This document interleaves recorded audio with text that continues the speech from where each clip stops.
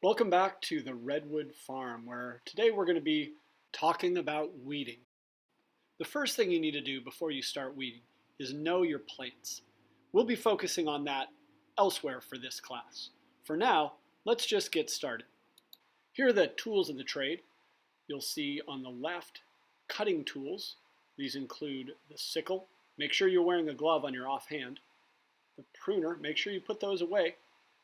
And the scraping tools, the hula hoe and the hand pick, which can also be used for digging.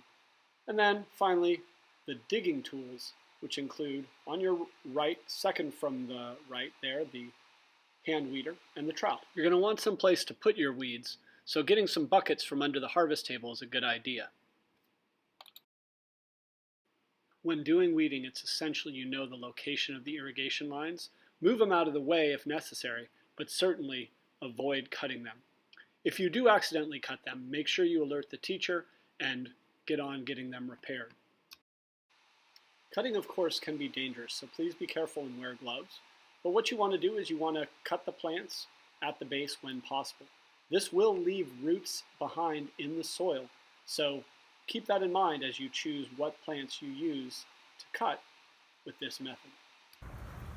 Likewise, scraping does leave roots behind, but it's a great method, especially with younger plants. Irrigation lines can be really easily punctured during weeding, so be careful. A hand pick is an excellent tool for doing scraping weeding, as you can see.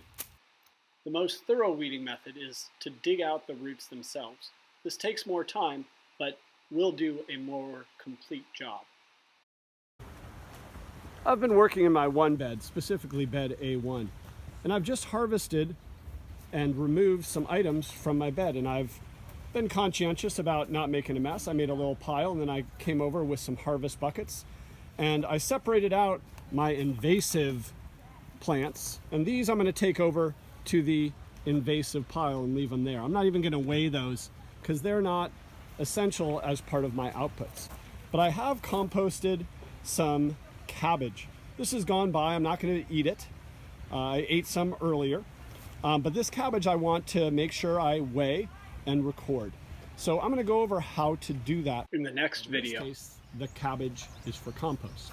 I will then take the cabbage and I will walk it over to the corner over here, which I've shown you before in our farm tour, by the chicken coop, and I will put it in the greens or browns pile, and then I'll put my bucket away.